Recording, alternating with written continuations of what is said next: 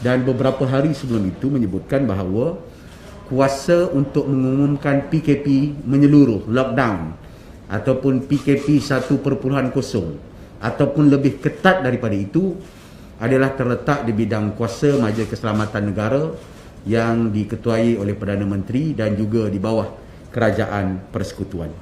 Namun begitu, Kerajaan Negeri Selangor sememangnya memandang serius keutamaan kita untuk menjaga kesihatan dan unsur kehidupan masyarakat dan bagaimana ingin kembali kepada istilah yang sangat indah, iaitu strike the balance between life and livelihood. Namun jika kita ditawarkan di antara dua tawaran ini ataupun dua pilihan ini, saya kira untuk menjaga nyawa akan diletakkan sebagai prioriti utama. Sebab itu, selaras dengan kenyataan yang dikeluarkan semalam dan juga pada hari ini, kerajaan negeri akan menerima lockdown ini dengan harapan ianya dilihat secara holistik. Holistik daripada segi memerhati dan melihat aspek-aspek kehidupan yang lain seperti mereka yang terpinggir, kesihatan mental, keadaan sosial dan sebagainya yang kita pelajari dengan cukup besar pada PKP yang pertama.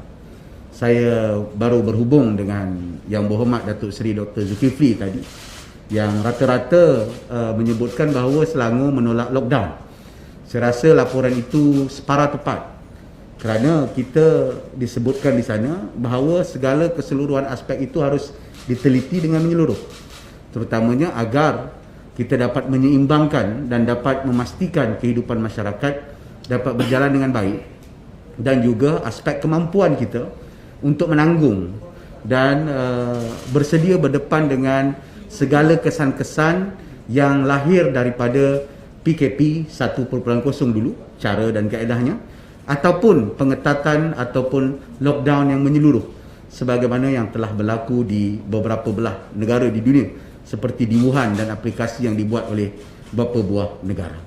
Justru saya rasa kita perlu jernihkan hal ini supaya ada beberapa langkah-langkah dibuat, sebagai contoh pelaksanaan skim pembelajaran di rumah yang cekap dan menyeluruh, bantuan kewangan yang langsung kepada kelompok B40, SOP yang jelas dan tidak berbolak-balik, serta mempunyai exit plan yang tidak terburu-buru dan mempunyai testing yang lebih besar dan menyeluruh, dan dibuktikan bahawa apabila kita melakukan testing daripada hari ke hari, peratusan jangkitan itu meningkat dengan agak signifikan.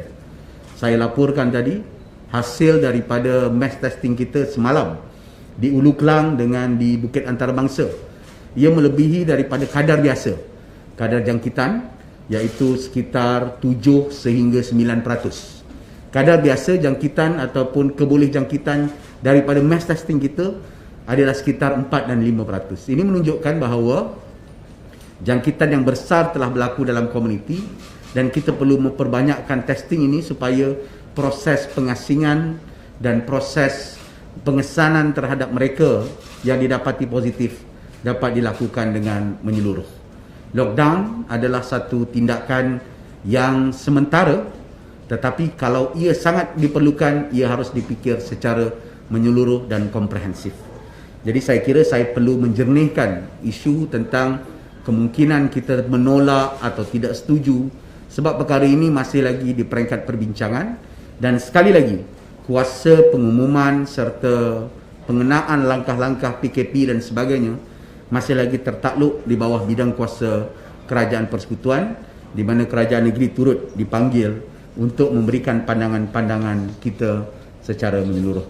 Peranan STFC ataupun Selangor Task Force for COVID-19 kebanyakannya masih lagi memberi peranan dan maklum balas serta memberikan cadangan-cadangan ataupun memberikan konsultasi-konsultasi kepada kerajaan negeri.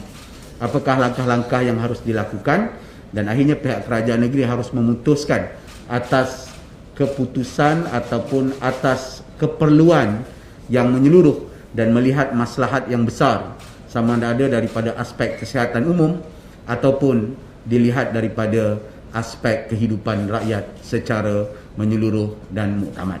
Justru saya kira hal ini perlu diperjelaskan agar tidak timbul beberapa kekeliruan, kerana kita dapati ada unsur-unsur ataupun ada laporan-laporan yang berbentuk seolah-olah Selangor menolak langsung lockdown. Kita tolak ataupun tidak tolak, akhirnya keputusan itu akan ditetapkan oleh Kerajaan Persekutuan melalui Majlis Keselamatan Negara